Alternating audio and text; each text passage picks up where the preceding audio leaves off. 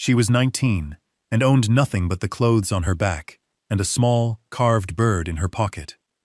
Her uncle had given her $20 and pointed her toward the road, a quiet dismissal that felt colder than any shout. And with that $20, she bought the deed to the useless, rusted-out water tower at the edge of Red Hollow, a joke of a property that earned her nothing but pity and scorn. But what nobody in that town knew was that sealed inside the great iron tank was a secret, a chamber left by a man long dead, and that secret would change her life and the town forever. Settle in and let us know where you're watching from tonight, as we tell the story of Clara Whitfield. Clara Whitfield grew up in the quiet, precise world of her father's workshop. Thomas Whitfield was a watchmaker, a man who measured his life in the steady tick and tock of a well-made escapement. Their small home behind the shop smelled of mineral oil, brass shavings, and the faint, clean scent of the alcohol he used to clean the delicate clockworks. While other girls learned stitching and baking, Clara learned the names of tools that sounded like poetry. The staking set, the depthing tool, the mainspring winder. Her hands, small and steady, became accustomed to the feel of tweezers handling a hairspring no thicker than a spider's silk, and the patient pressure required to set a jewel into a bridge. Her father was a quiet man, his love expressed not in grand pronouncements, but in the way he would guide her hand, his calloused finger gently correcting the angle of a screwdriver. He taught her to see the world as a series of interconnected systems, a grand and intricate machine. "Everything has a purpose, Clara," he would say, his voice a low murmur against the backdrop of a dozen ticking clocks. "You just have to be patient enough to find it."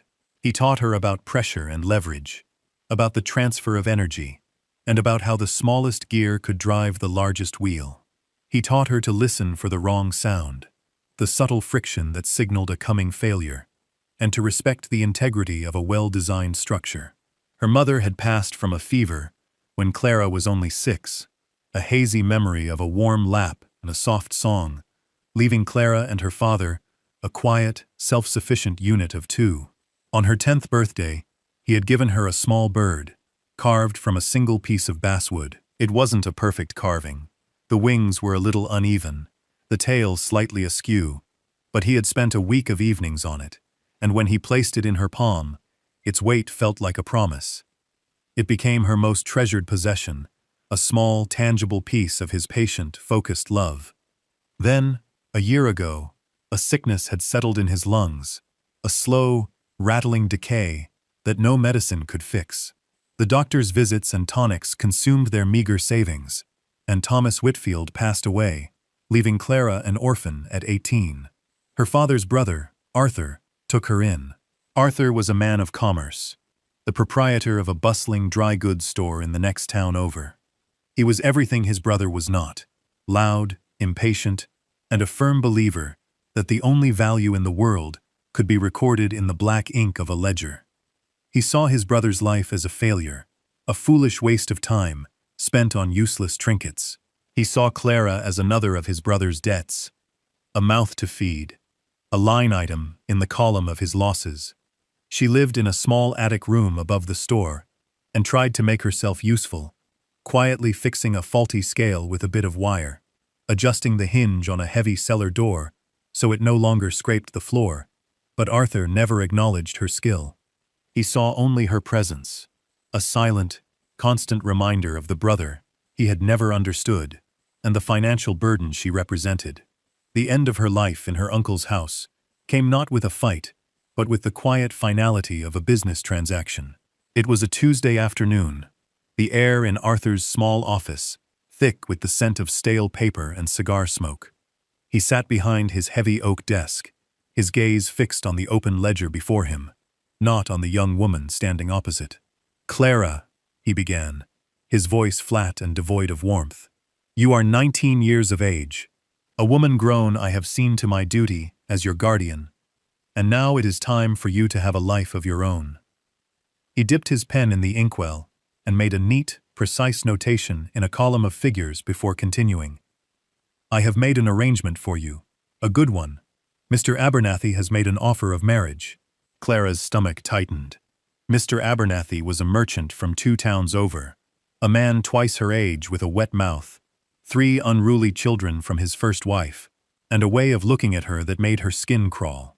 He appraised her the same way he appraised a bolt of cloth or a sack of flour, his eyes calculating her value. "He is a man of some means," her uncle continued, still not looking at her. "He has a good house. You will be provided for.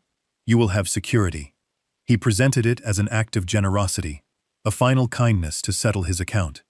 Clara stood perfectly still, her hands clasped behind her back. She could feel the smooth wood of the carved bird in her pocket, a silent anchor in a churning sea. She thought of the life he was describing. Mr. Abernathy's house, his children, his heavy hands. It was not a life.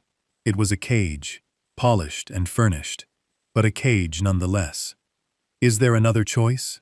she asked, her voice barely a whisper, yet it cut through the stuffy silence of the room. For the first time, Arthur looked up, his eyes cold and direct.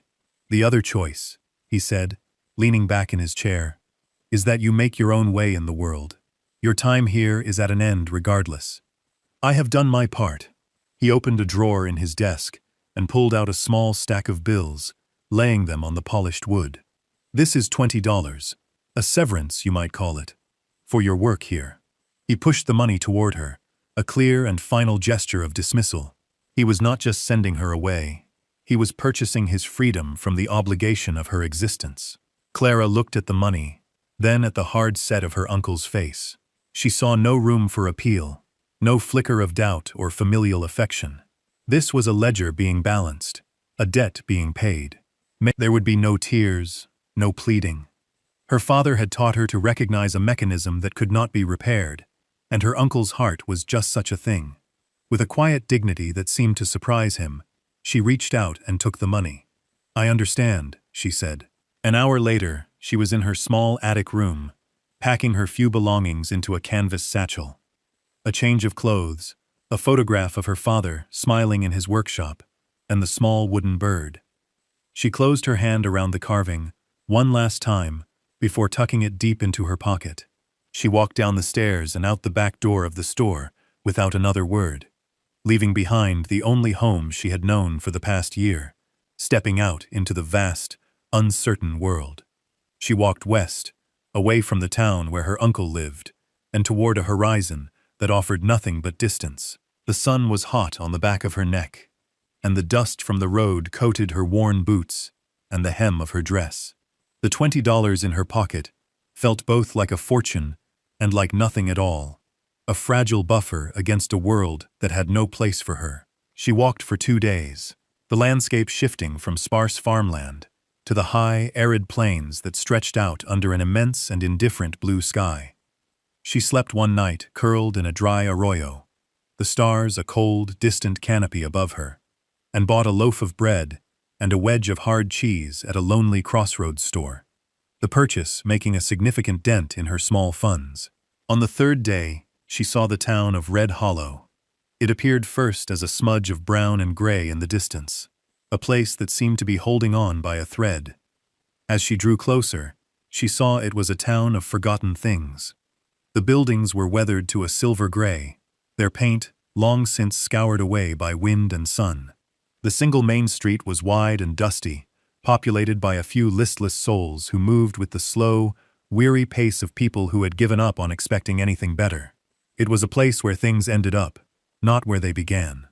And at the westernmost edge of the town, standing on a small, barren plot of land, was the water tower. It was a skeletal giant, a monument to a time when the town had perhaps held more promise. It was made of iron, and rust ran down its sides in long, weeping streaks of orange and brown, like a map of all the storms it had endured. The great cylindrical tank sat high atop 4 spindly legs, a silent, brooding presence against the pale sky. Most people, Clara knew, would see it as an eyesore, a piece of junk, a symbol of decay. But as she stood looking at it, her father's lessons stirred within her. She saw not just rust, but a structure.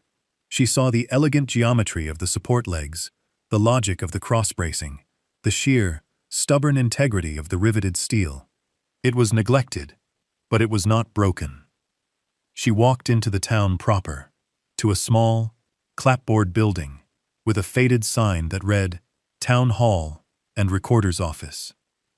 Inside, a stooped, elderly clerk, with spectacles perched on the end of his nose, looked up from a large, dusty book. "Help you?" he asked, his voice thin and reedy. "I was wondering about the old water tower," Clara said. The clerk, whose nameplate identified him as Mr. Hemlock, gave a dry chuckle. "The town's folly? Been empty for 30 years, miss. Ever since they drilled the new well east of town. Useless thing on a useless plot of land. Too rocky for a garden, too far out for a business." "Is it for sale?" Clara asked. Mr. Hemlock took off his spectacles and polished them with a corner of his vest, his surprise evident. "For sale? Well, I suppose it is. The town took it for back taxes a decade ago, been on the books ever since." He shuffled through a stack of papers, his fingers stirring up small clouds of dust. "Says here the outstanding lien is $20. He looked at her over the rims of his glasses, a twinkle of amusement in his eyes. He thought it was a fine joke. "You give the town $20, and the deed is yours. You'd be doing us a favor, getting it off the rolls." Clara laid her entire fortune on the worn wooden counter. The 4 $5 bills looked small and tired. Mr. Hemlock's smile faded slightly as he realized she was serious. He slowly took the money, wrote out a receipt, and then stamped and signed a brittle, yellow deed with a flourish. Clara folded the document and placed it in her satchel.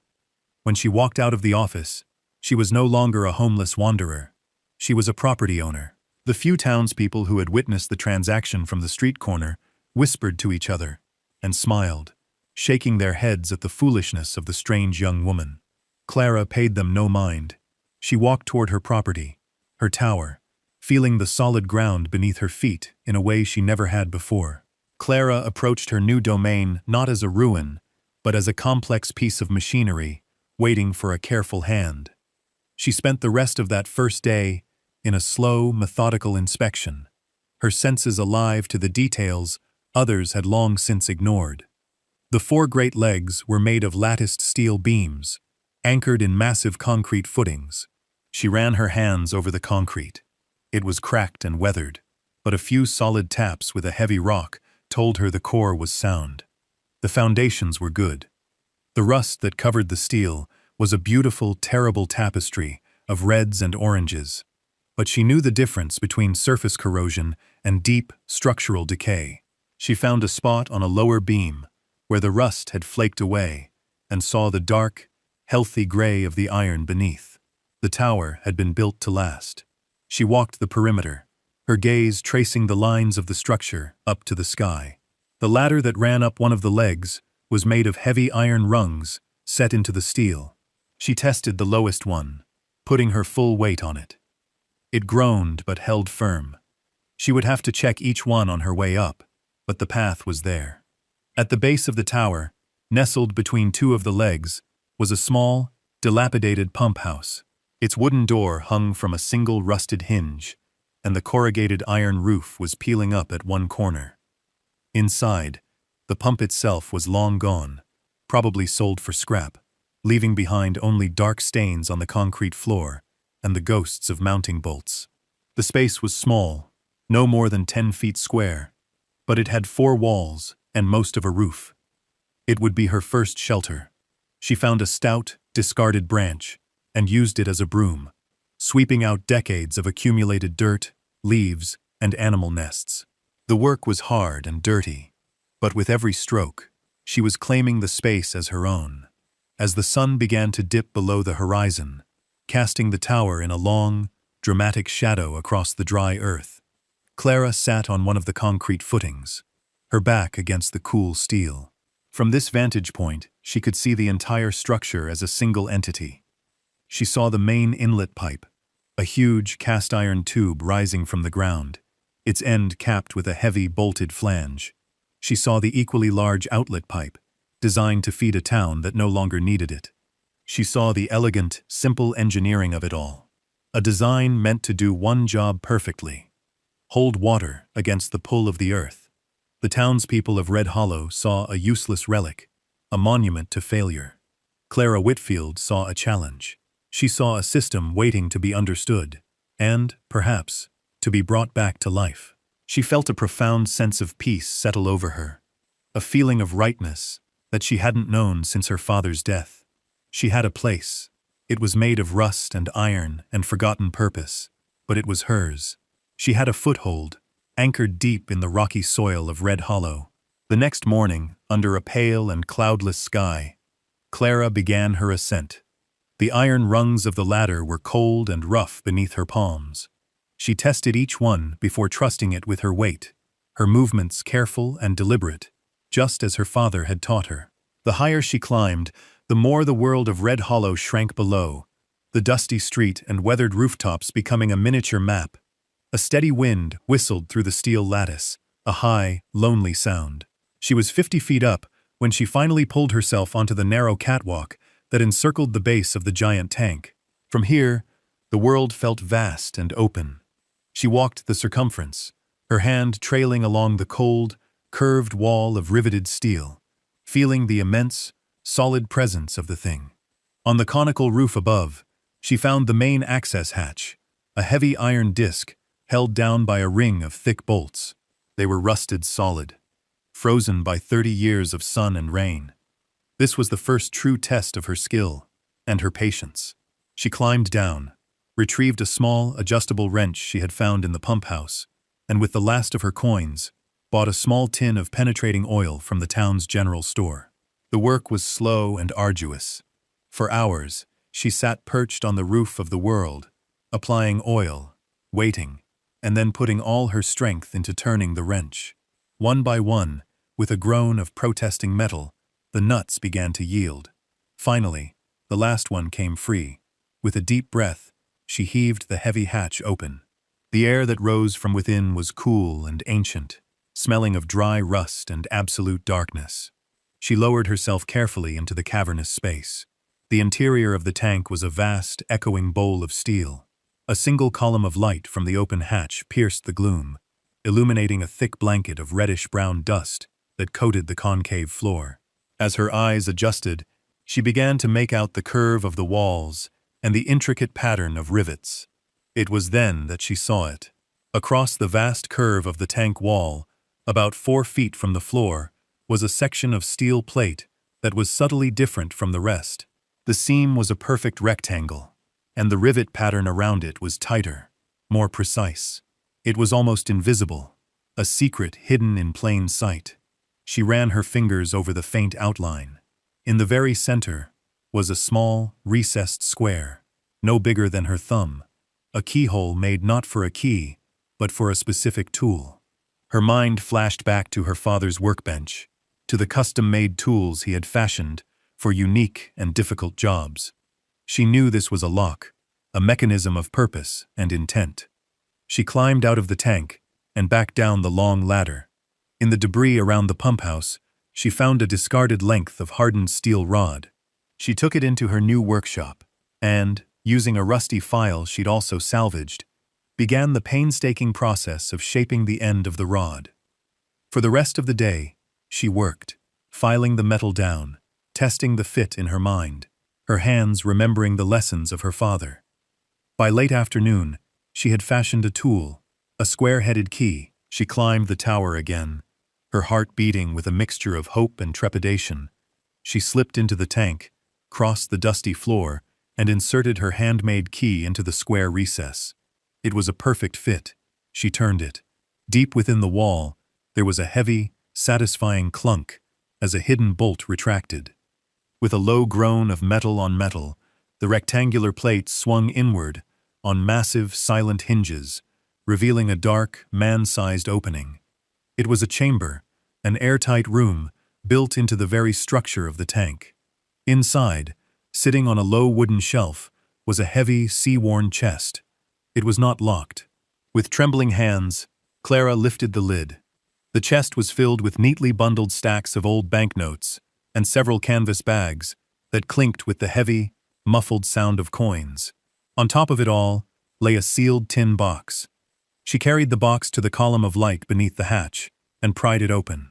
Inside was a letter, folded and tucked beside a small, beautiful brass sextant and a silver locket.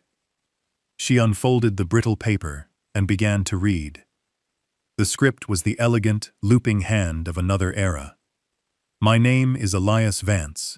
I was the engineer who designed and built this tower in the year 1888. This money is my life savings, the result of 20 years of work. I was cheated of my final payment by a corrupt town council and had to leave this place with nothing but the clothes on my back. I could not carry this, so I built this chamber, a secret place I hoped to one day return to.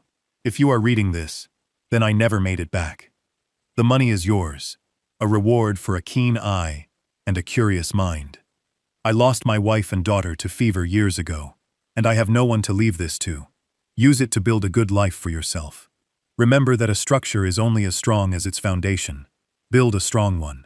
Clara sat in the silent, dusty tank, the letter in her hand, and felt a profound connection to the man she had never known. His story of betrayal, of quiet competence, of providing for a future he might never see. It was a story that echoed her own. It was a message of hope, left in a vessel of iron, a legacy from one builder to another. Clara's first act was one of preservation, not proclamation. She carefully returned the chest to its hidden chamber, swung the heavy steel door shut, and turned her key, sealing Elias Vance's secret once more. She descended the tower with a single gold coin in her pocket, its weight a dense and solid promise. In town, she walked into the general store, run by a dour man named Silas Croft. When she placed the coin on the counter to pay for a sack of flour, a new hammer, and a box of nails, he picked it up, bit it, and stared at her with a new, calculating expression. The coin was real. Word in a town like Red Hollow traveled faster than a prairie fire. The strange girl who had bought the useless tower had money. The snickers and whispers of pity faded, replaced by a thick, watchful curiosity. Her rebuilding began not with the tower, but with the small pump house that was her home. She bought milled lumber, a pane of glass for the empty window frame, and a sturdy new door. For the work, she sought out Jebediah, a quiet, grizzled carpenter in his 60s, with hands as gnarled as old wood, but a reputation for honest, meticulous work. He was a man with more skill than employment. She did not simply hire him. She became his apprentice, working alongside him from dawn until dusk. She learned to measure twice and cut once, the right way to brace a frame, the clean, satisfying scent of fresh sawn pine. Jebediah, a man of few words, was impressed by her focus and her innate understanding of structure. He began to nod at her in the street, a small gesture of respect that was worth more than any coin. With her shelter secure, she turned her attention to the tower's true purpose: water. The town's old well was long dry, but on her explorations of the land, she had discovered a small, reliable spring that trickled from the rocky hillside behind her property. The challenge was to move that water from the low spring up to the high tank. Her father had once shown her diagrams of a hydraulic ram pump, a brilliant, simple engine that used the force of falling water to pump a fraction of that water to a much greater height. It required no fuel, only a steady flow and a precise build. She spent her evenings in the lamplight of the pump house, sketching designs on sheets of brown paper, calculating flow rates and pressure differentials. For the fabrication, she needed a blacksmith. The town's smithy was a surprisingly young and powerful woman named Mary, her arms corded with muscle from swinging a hammer. Mary was intrigued by Clara's detailed drawings, her sharp mind immediately grasping the mechanics of the device. Together, they forged the pump's components from raw iron stock. Mary would heat the metal to a glowing orange in the forge, and Clara would be there to check the angles and dimensions, their partnership a rhythm of fire, iron, and steam. They were two women in professions dominated by men, and they found a silent, powerful camaraderie in the shared creation of a functional, beautiful machine. To connect the spring to the pump, and the pump to the tower, they needed to lay hundreds of feet of pipe. A local farmer, Mr. Olson, a man whose land bordered hers, had been watching her progress with a reserved interest. He had a team of strong mules and a heavy trenching plow. He approached her one afternoon, tipping his hat. "Looks like you're doing good work, Miss Whitfield," he said. He offered the use of his team and the labor of himself and his 2 sons for a fair wage. For a week, the Olsen men and their mules carved a neat trench through the rocky soil. A straight, purposeful line connecting the source to the system. The day they pieced it all together was a quiet celebration of communal effort. Jebediah was there, as were Mary and the Olsens. Clara opened the sluice gate at the spring. Water rushed down the intake pipe, filled the pump chamber, and then, with a deep and resonant clunk, the ram pump began its cycle. A moment later, a second, heavier clunk echoed as the waste valve closed and the check valve opened. A steady stream of water, impossibly, began to flow up the long pipe toward the tank high above. A cheer went up from the small group. It was the sound of a heartbeat, a steady, powerful pulse, bringing life back to the heart of the iron giant. With the steady, rhythmic beat of the ram pump marking the passage of time, the great tank above began to fill, inch by silent inch. Clara's project and her place in Red Hollow began a slow and profound transformation. The water, she decided, was not just for her. The town was in the grip of a dry spell, and the new town well on the east side was sputtering, its output dwindling week by week. One morning, the people of Red Hollow awoke to find a new fixture at the base of the old water tower.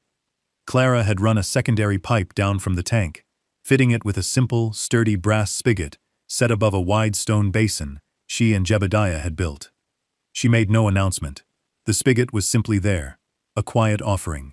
The first person to use it was Sarah, Jebediah's wife, who arrived with 2 wooden buckets. She filled them with the clean, cool water, gave Clara a solemn nod of gratitude, and walked back to town. By noon, a small, orderly line had formed. The public tap became the new social center of the town's west end. Neighbors who had only ever exchanged passing greetings now stood together, waiting their turn, their buckets at their feet. They talked of the weather, of their struggling gardens, and they talked about the quiet, industrious young woman who had taken the town's most prominent piece of scrap and turned it into a source of life. Her name was no longer a curiosity. When she walked down the main street, people greeted her not as the strange tower girl, but with a newfound respect. "Morning, Miss Whitfield." It was a small change, but it felt momentous. She turned her attention inward, or rather, upward. She designed a living space for herself, within the vastness of the water tank. Below the level she intended to maintain for the town's supply, she framed out a small, 2-room apartment.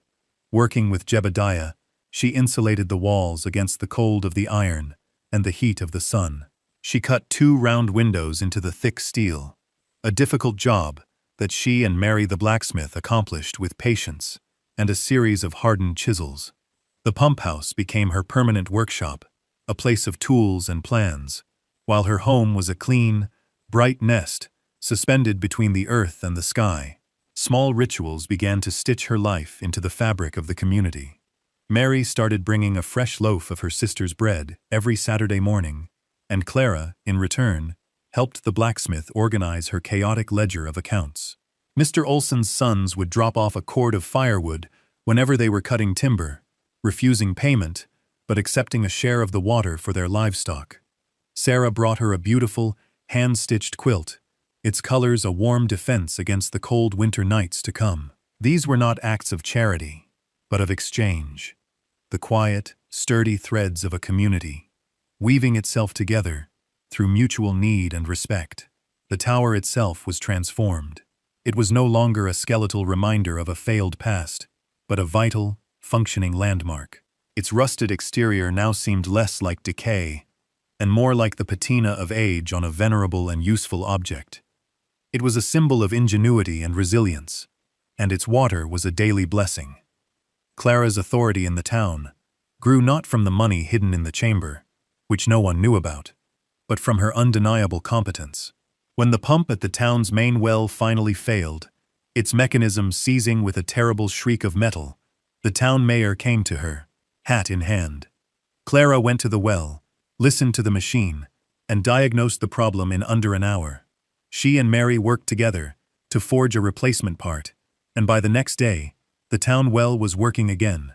She was no longer an outsider. She was Red Hollow's engineer, its problem solver. She had taken an abandoned structure and made it a foundation, and in doing so, had built one for herself. The wind against the high tower was a constant, low hum, a sound that had become as comforting and familiar to Clara as her own breathing. She sat at the small table in her room inside the tank, a cup of warm tea steaming in her hands. Through the round window she had so painstakingly cut and sealed, she could see the scattered lights of Red Hollow twinkling in the deep blue of the evening. It was a town that had first pitied her, then whispered about her, and had finally, quietly, made a place for her. Her gaze drifted to a simple wooden shelf she and Jebediah had mounted above her small desk. On it, 3 objects sat in a neat, straight line, a trinity of her past, her present, and her future. At the left was the little wooden bird her father had carved for her so many years ago. Its basswood body was worn smooth from the countless times she had held it in her pocket, a silent, constant connection to his patient hands and the quiet love of the workshop. It reminded her of his most important lesson: to look past the surface of things, to see the potential for function and beauty in what others had discarded. In the center sat the brass sextant left behind by Elias Vance. It was a beautiful instrument, a tool for navigation, for finding one's precise place in a vast and often trackless world. She thought of Elias, the man she knew only through a few lines of careful script. He was a kindred spirit, another builder who had been wronged by the world, but had left behind a legacy of hope, a secret provision sealed in a shell of iron. He had found his own way to build a foundation for a future he would never see. To the right of the sextant was the small silver locket from his chest. Weeks ago, she had finally worked up the courage to open it.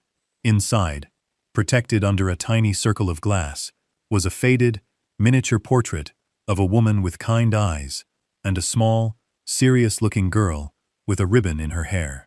His lost family. It reminded her of the single, cracked photograph of her own parents that she kept in her satchel. She saw the connection then.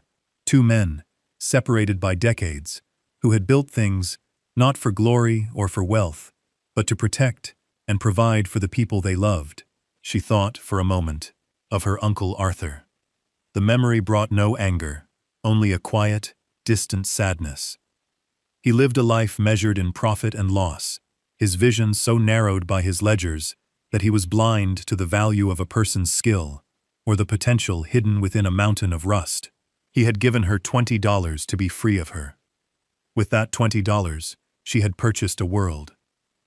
She looked around her small, warm room, the lamplight glowing on the pine walls.